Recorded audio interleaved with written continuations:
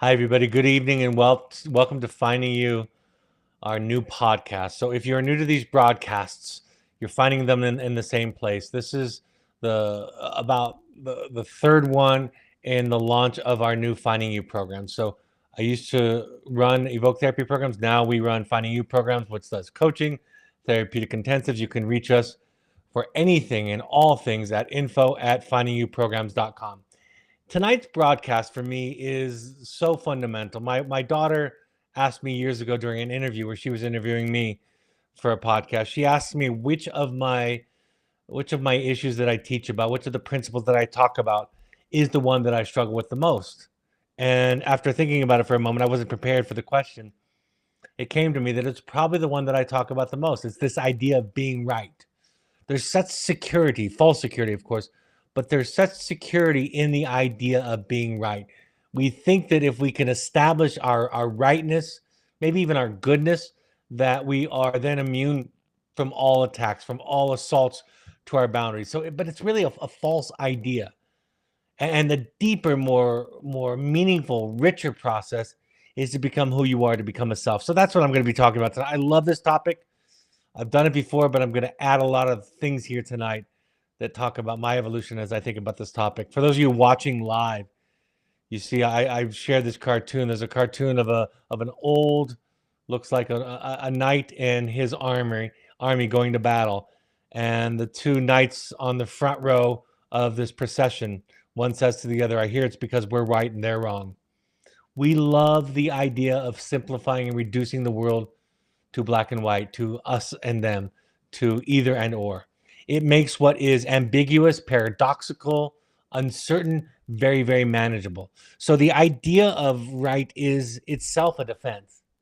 It is itself a mental health issue. If we are feeling compromised or overwhelmed by the ambiguity and the uncertainty of life, of our existence, of our meaning, of the universe, we will try to reduce things down. I love that quote that is often shared where most people find it difficult to think, and so instead they judge. So much of our behaviors as human beings is an effort to ward off this existential angst that we have about what it means to be a person in this world. It is practically, and I would argue, absolutely ubiquitous. It's everywhere. This principle is so important to me that in the epigraph of The Audacity to Be You, I share this quote from the Letters of Juliet to the Knight in Rusty Armor. J.D. Gill wrote it, my therapist. She said, "Why were we, each of us, taught the notions that we had been taught about being correct when these exact notions ensured our failure in the world?" I think when most people hear me talk about right and wrong in this way, and the risk or the false idea or security of being right, I think most people initially have this response that to them feels like I'm being immoral, that I'm being unethical, that I'm advocating for something immoral. As I will talk about tonight, I'm actually making the opposite point. That when one is trying to be right, trying to be good, one is in the service of themselves. One is trying to feed the ego, which is that part of us, that energy in us, simply put, that needs to be good and needs to be right. So anything that we do will be then in service of our ego instead of an act of love, an act of giving. Rumi, of course, famously said, "Out beyond ideas of wrongdoing and right doing, there is a field and I will meet you there." That is this idea that intimacy is best created when people surrender and become vulnerable, when people give up these ideas. And if you're married or you're in an intimate relationship with a partner, you know what that feels like to surrender. You know what it feels like to give up the power of having the upper hand, of being right, of coming out on top, of winning. Right and wrong, black and white, us and them, I wrote. Life is a mystery, full of paradox, uncertainty, and ambiguity. In a large sense, our mental health is a measure of our ability to sit with these truths, these ideas. When we become stressed or overwhelmed, or simply to make life and things more manageable, we like to reduce life into something rudimentary. That is what the psyche is doing when it creates this us versus them, this either or kind of mentality, this splitting of the world into this binary of two piles of good and bad.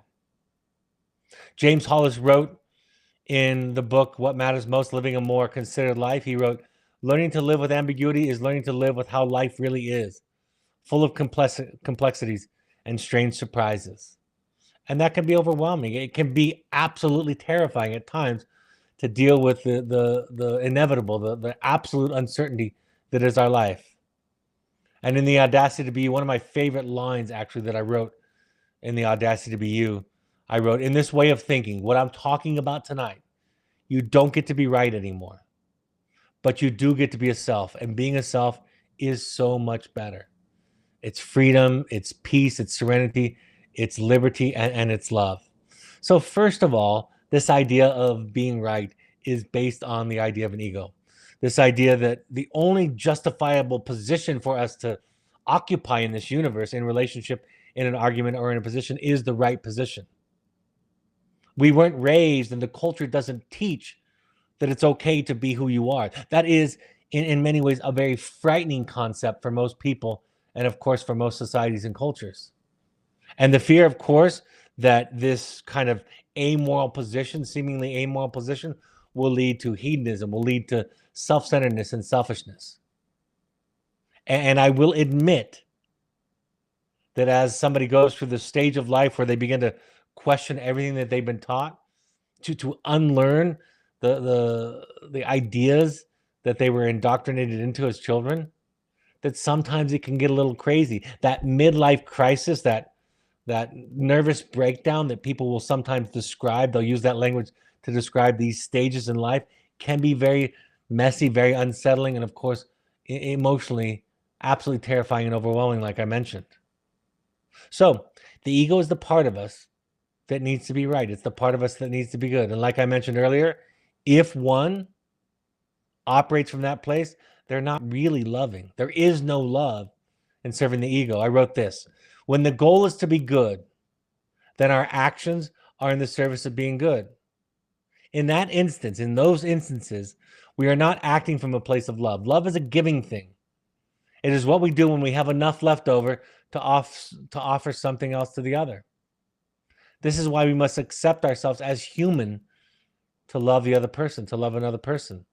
This is why the actions, skills, and tools fall short. So many people, and it's something that takes a long time to unlearn. So many people come to me in the context of therapy or coaching asking for what to do.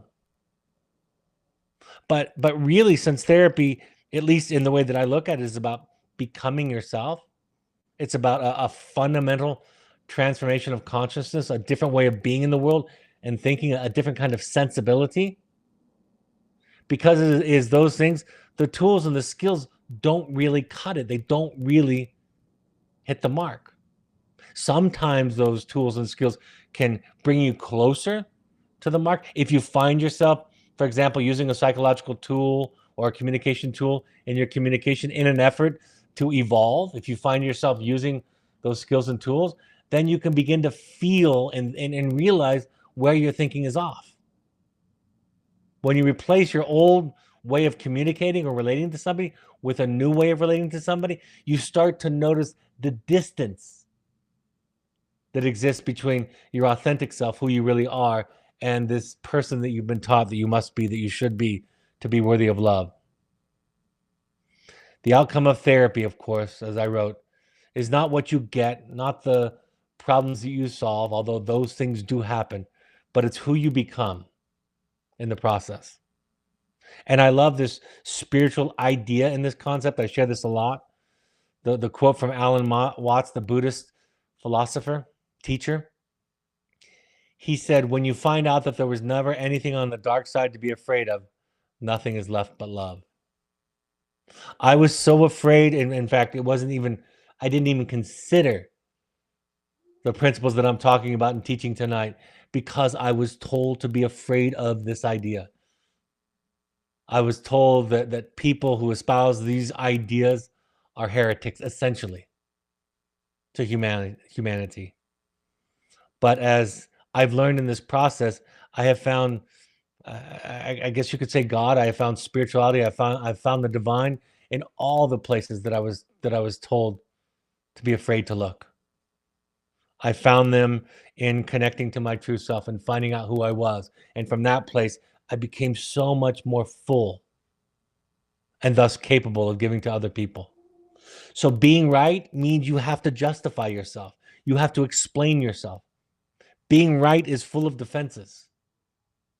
You tend to debate, to argue more. You recruit other people. You'll recognize this style with people who are trying to be right instead of being a person, because they will use phrases like everyone thinks this or everybody knows this. Or I talk to your family or your friends or whomever they want to recruit, and they all believe this. People that are out of touch with themselves will oftentimes go to person after person after person trying to get validation for what they feel. When, of course, if they had received at the important developmental stage in their life that sense that it was okay to be them, to feel what they feel, to go with their gut and their heart in terms of setting boundaries and setting their course in life, if they had had somebody at that point in life who saw them and listened to them, they would not spend all of their energy and resources trying to find a way for everybody to see them. And of course, just because everybody thinks it doesn't necessarily mean it's true. All you have to do is look back on human history to realize that ideas and principles, so-called truths shared by essentially the entire planet or entire societies or civilizations, we now know not to be true. You find a way to just be yourself. This is why I talk about so much when I'm training therapists that I don't confront people when they're justifying or defending themselves. That's just a protective instinct against the threat that they're not good enough. They're not enough as they are. But what I do try to do in psychotherapy is be with people in such a way that they don't feel the need to defend themselves or to justify. They learn that it's okay to just feel and think what they're feeling and thinking, that they can choose any actions and the consequences, both positive and negative, that come with those actions. But this idea of judgment and control and these kind of moralistic ideas that we have are often used to control people. There is no morality in the ego effort to be good or right. It is, in essence, fundamentally immoral because it's self-serving. So being right is trying to be good. Trying to avoid pain in a lot of ways is the motive for being right. One who is trying to be right has limited capacity for others, of course, which only makes sense because our relationship with other people is fundamentally based on the relationship we have with ourselves. So if we haven't developed self-compassion, which leads to greater awareness of ourselves, then we're going to have that same kind of limited self-compassion for other people. People that are working on the project of being right tend to think that they know what other people should do. And of course, they often have to engage in a lot of self-medicating behaviors or avoidant behaviors because there's a calling, there's an urge inside of themselves that is speaking to them. And they have to anesthetize that to quiet that voice. People who try to be right value the destination over the journey. Don't see the wisdom and the richness in the mistakes, in the sidetracks. And that's why when I've been teaching as a parent educator all these years, I talk about that idea in parenting. In fact, one of the most common ideas that I've tried to teach in working with parents and their children is to teach parents to celebrate the mistakes, the setbacks, the detours, to really think of even the place that many of them have come to by the time that they're coming to me or listening to this broadcast. They've come to the point where everything is lost. Everything is hopeless. And so the only option is to think about things in a different way.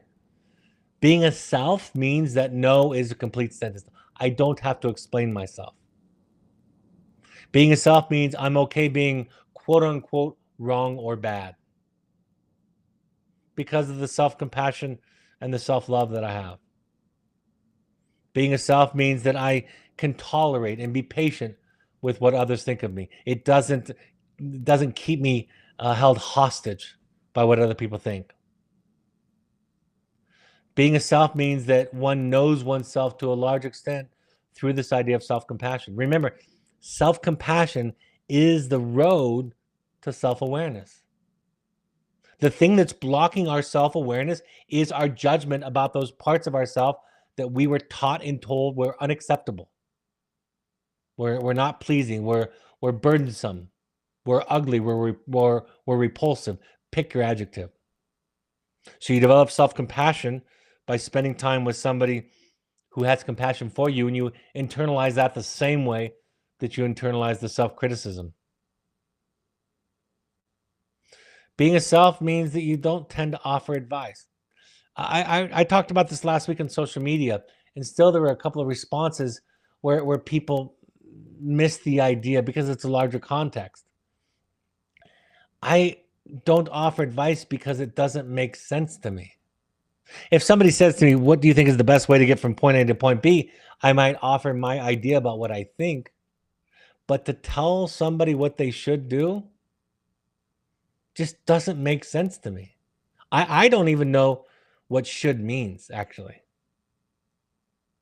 And one of my greatest challenges in this should mentality is that virtually everything that I've learned that's important and valuable, I've learned because of my mistakes. I've learned because I've experimented with life. Everything I have to offer as a therapist comes from my mistakes. Even if I'm extrapolating from my specific situation to yours, it still is rooted in that error, that mistake. Being a self means that you don't know other people's truth, and you know you don't know other people's truth. I was talking to somebody recently about this idea of finding your people. And one of the things that I shared was that I don't spend much time at all around people who think they know what my truth is, what I should do, how I should be living my life. It just doesn't work with me. It's not the way that I think about the world. So yes, I could tell people in those moments how that doesn't sit right with me, but it's a part of evolution. It's a part of becoming who you are, becoming the authentic you, the real self, where you realize that other people don't know your truth, and maybe more importantly, you don't know anybody else's truth.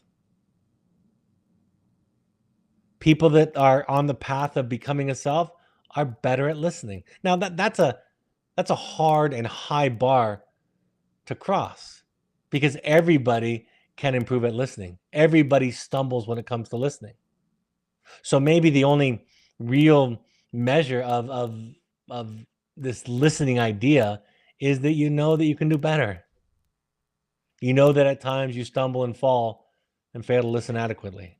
But people that are developing a self, they remain curious, open-minded. They listen to understand the other person, not to fix them. The next main principle is that there's no cause and effect thinking in this idea of being a self. There's no formula I can give you that if you follow, you can control the people around you.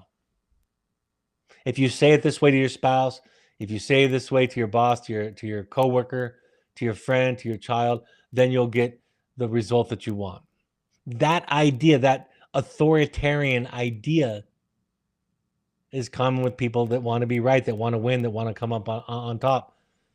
But the person who's developing the sense of self knows that as they speak their truth, they can't control the outcome.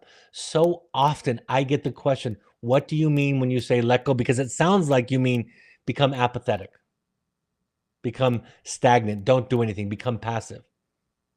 And of course, on the contrary, the best example that I have of letting go is that one tells the truth. Why do we lie?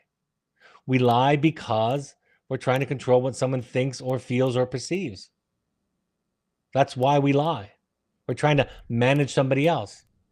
Conversely, if we tell the truth and we take the risk of knowing our truth, first of all, which is, like I've said already, is a project in itself. If we take on the project of knowing ourselves and then speaking the truth in our lives, that requires an incredible amount of courage, an incredible amount of surrender and letting go.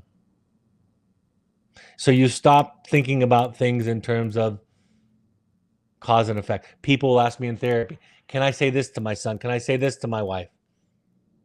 Can I say this to my father? Can I say this to my coworker, my boss, my employee? And my answer is, of course. And there's often a pause, at which time I might offer, it probably won't work, or it might not work, or I don't think they're going to receive it well. I hope they do. I hope it gives you what you want in terms of the relationship or the outcome. I hope that for you. But you don't know. You can't guarantee it. So why do we need to be right? Why is this drive to be right? I wrote this in The Journey of the Heroic Parent. Rather than possessing an internal sense that we are enough, we try to be right to mask the vulnerability of owning it, which leaves us alone on a psychological island by ourselves. We don't know. We don't have that secure attachment. We don't have that sense that we are okay and enough. And so clinging tightly to the ideas of right and wrong, we seek to get out of that place of vulnerability that we just don't feel comfortable in. If you do your work, if you develop a secure attachment, which when it happens later in life, it's called an earned attachment. If you develop this earned attachment, you become more and more comfortable with your preferences, with your likes, with your dislikes, with your unique path that is yours, with your relationship. And The Audacity to Be You, I wrote, when we grow up in a home where the project is to be good and right, we are prone to lose a sense of ourselves. Being right and being a self are two diametrically opposing projects. If we grow up in a home where our feelings are heard, considered, and valued, we develop a clearer sense of who we are. The reason that we avoid becoming a self is because of shame and guilt. Inevitably.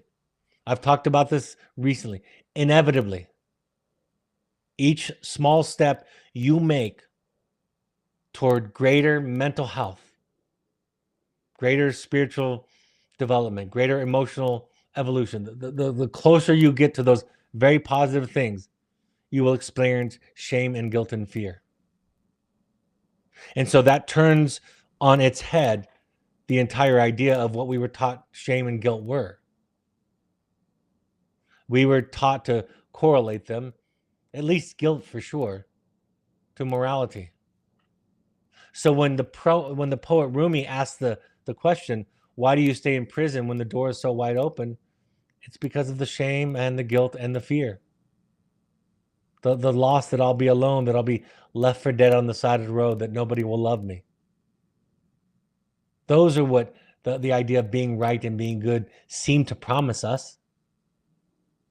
That if I'm right and I'm good, then my children will love me. If I'm right and I'm good, then my wife won't leave me. If I'm right and I'm good, then the people at the club will approve of me and want to be around me.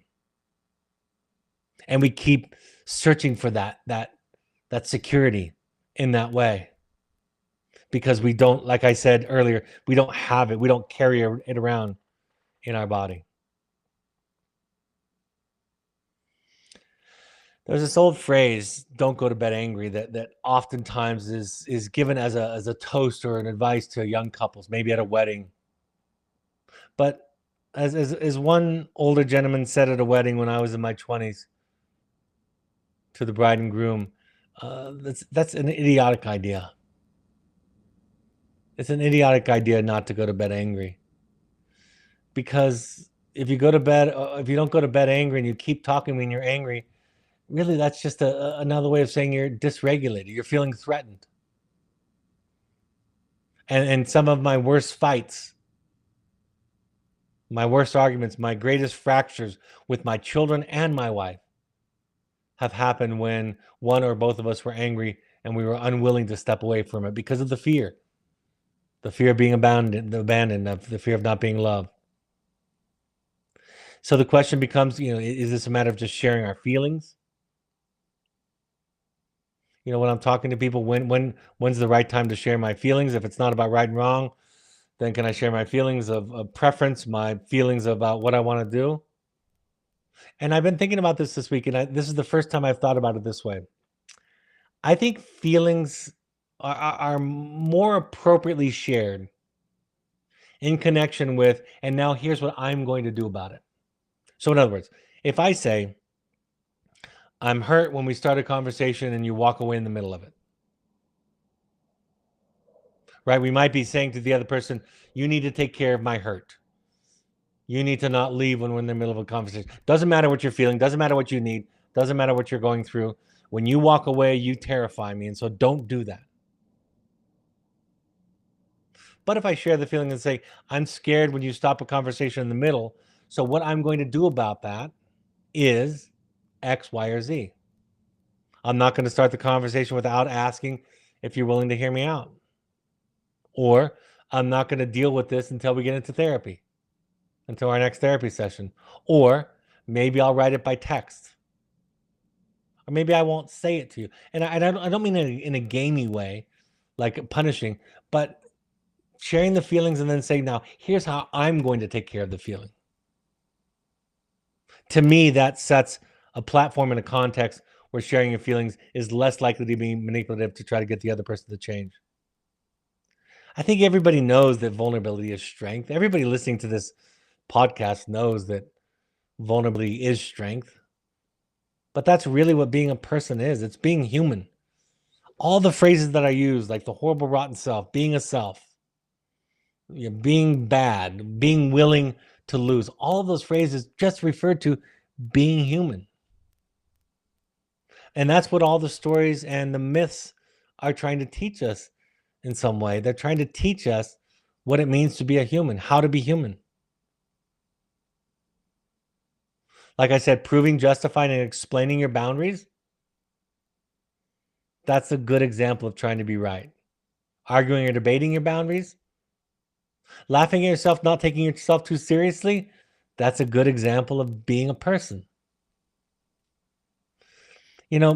I've talked about this. In fact, I played with the idea of including this idea in the title of my first book, the idea of being a good parent. And I even wrote one time that one of the keys to finding a therapist is finding a therapist who's not trying to be good. Again, I'm talking about that ego drive. The minute that I realized, even though I haven't fully realized it, I'm still working on it. It's still a journey, and I expect it to be a journey for the rest of my life. But the minute it came to my awareness that being good was false gold, false hope, and I accepted, in a sense, in a way, the best way that I can say it, I accepted the fact that I was bad. When I accepted the fact that I was bad, I was free.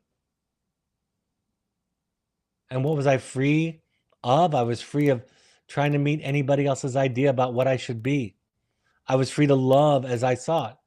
In fact, I changed from being very judgmental about certain behaviors and certain lifestyles to being much more accepting about it.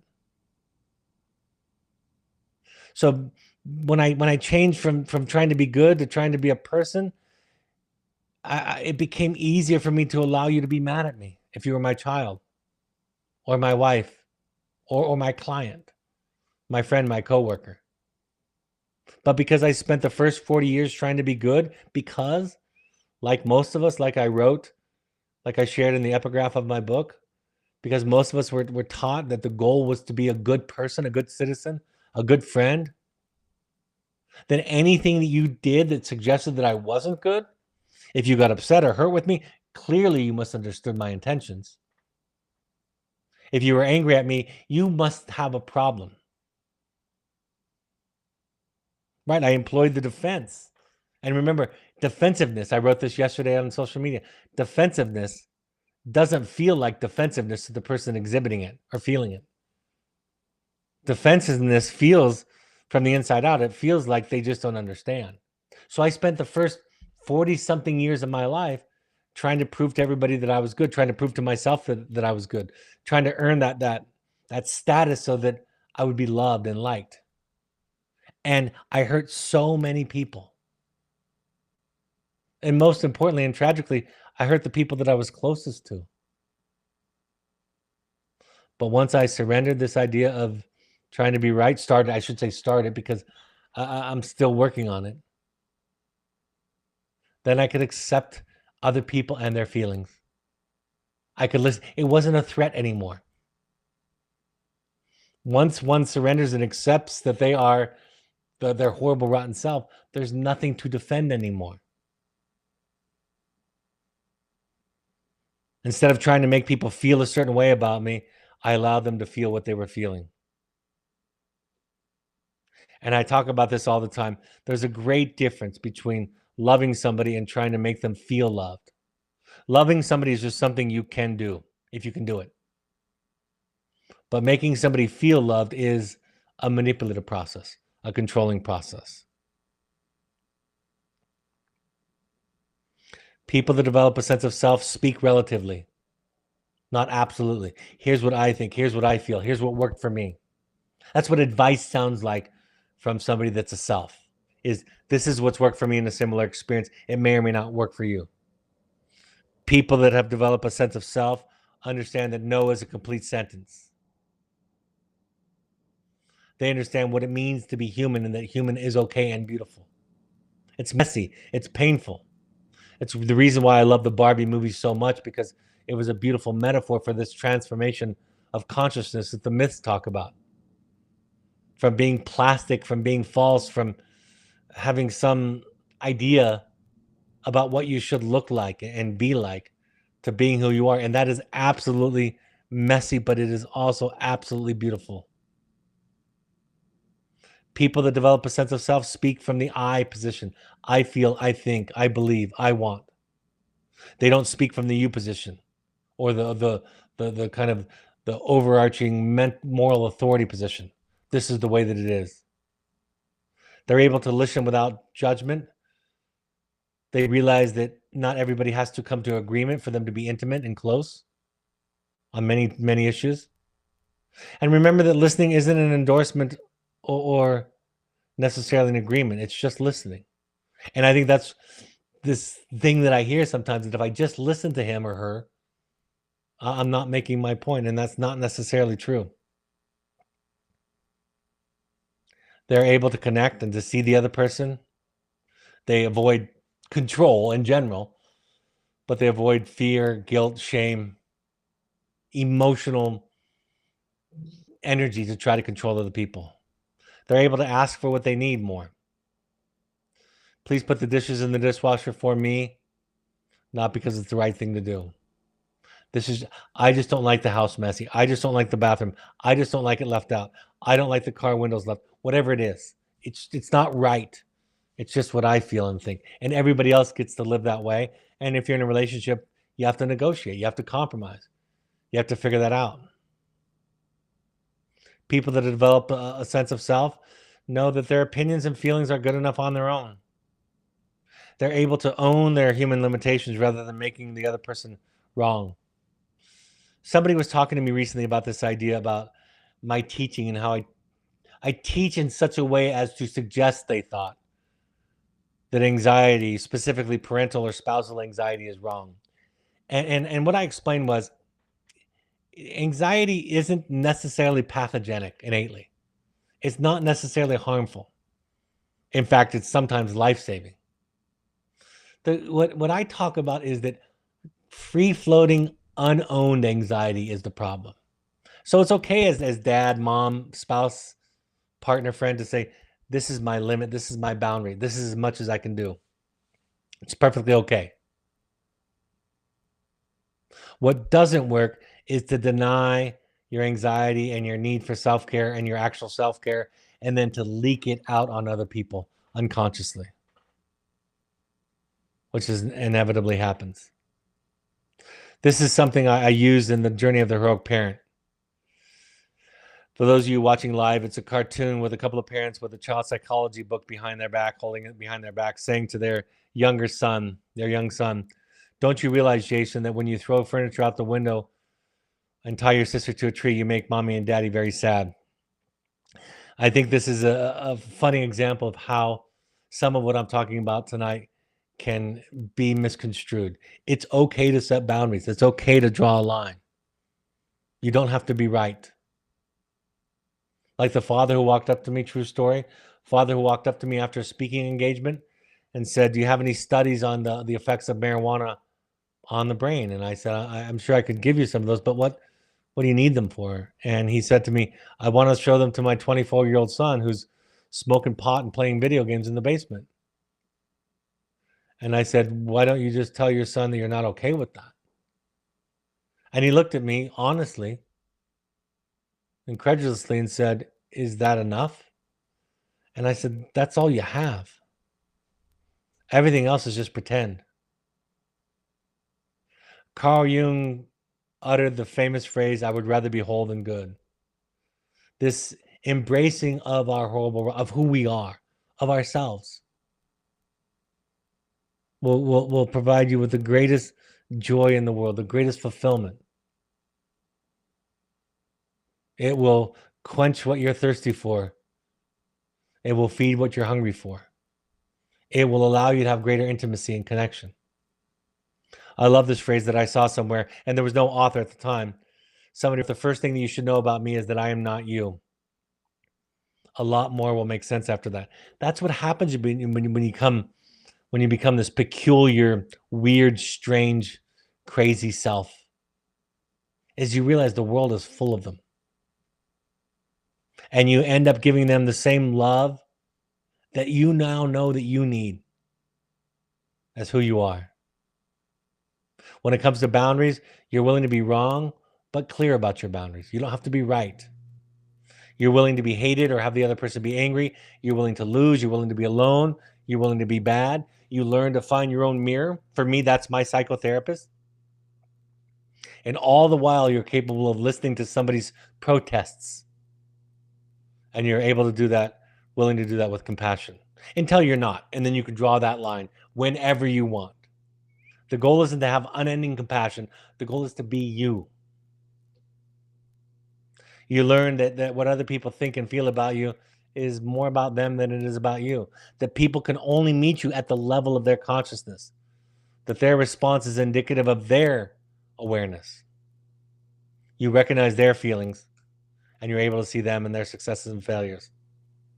I thought about this today. The characteristics or attributes that would make someone comfortable to be alone. Let me read this slowly. The characteristics or attributes that would make somebody comfortable to be alone are the characteristics necessary for intimacy, because so much of what drives us in this need to be right is driven by this idea that I don't want to be abandoned. I don't want to be left. I want to be worthy of love and connection. And if we're operating from that scarcity, that fear, that ego, then we can't really have intimacy.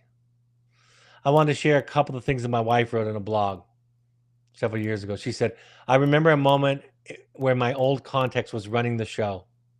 My husband and I were at Disneyland with our two youngest children, 2 and 8 years old at the time. I was feeling extremely anxious. How would we see and do everything? Please a 2 and an 8-year-old, 8-year-old's very different needs in a short period of time. I became obsessive and anxious, strategizing on the right way to do Disneyland. Thankfully, my husband," that's why I wanted to share this with you, of course. "Thankfully, my husband said to me gently, 'Instead of trying to do it right, what if we did Disneyland wrong? Let's just do it completely wrong.' At first, I felt paralyzed, patronized, and angry. I had legitimate concerns, but he held my hand, looked at me sincerely, and I realized he might be onto something. I soon felt the anxiety cloud lift, and off we went. Admittedly, throughout the day, I would slip back into the old context. Should we eat at Ariel's grotto? Or will Peter Pan's grill have more characters? How will we make it to the parade in time?" And then my husband would say, "Honey, remember, we are trying to get this wrong." I would laugh and the anxiety would die down. We ended up having a great time without all those expectations. Through the lenses, my wife wrote, I interpreted the world wasn't safe. Speaking of her parents, I interpreted that the world wasn't safe and that one must be on guard, watchful, prepared for any possible mishap. The way to avoid these pitfalls was to learn to be good, right, strong, and perfect. This way of thinking, I concluded, could protect me from what the world might send my way. We all do this with our caregivers. Excuse me. Neurobiologists confirm that what we already know intuitively, that we are hardwired by our original contexts. The trick is to become aware of these thoughts, as they arise and make a conscious choice to challenge the old scripts and update the software. And for me, where that happened, the seed that was planted, the soil that was tilled, was in psychotherapy. And my therapist wrote this. This is my very favorite quote of hers. She said, part of the business of psychotherapy is to discover and create alternative experiences for thoughts, feelings, attitudes, and beliefs. This is undertaken in the service of freeing people to be able to re-experience themselves in a safe but different context. The virtue, she said, of talking to an empathic and accepting person who has a different base is that it quickly illuminates one's own. What was automatic and unconscious is noticed and discussed. The world is allowed to become one of noticeable constructions. The truth wasn't in your childhood, it was just your childhood. What your parents thought was wrong and right isn't necessarily what wrong and right are. And the same goes true for you and your children. The world doesn't go backwards or stand still. The world is constantly growing and evolving.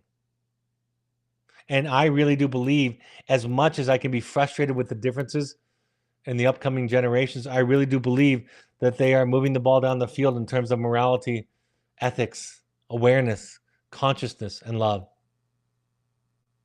So the ultimate idea is to accept one's imperfections, one's humanity, one's horrible, rotten self. To accept that we are idiots, nincompoops. To accept that we fail, that we drop out, that we sink, that we flip-flop, we give up, we do all those things. Enlightenment really is about being able to see the world and yourself as you are. In conclusion, being a better person is its own reward. Being a self is its own reward. We can learn how to lose. We can learn in this process to be ourselves and know that that is enough. We can learn to speak from the I position, even though it feels like we stand on the most solid ground when we pitch ideas that we suggest are right or wrong. We can learn to value mistakes.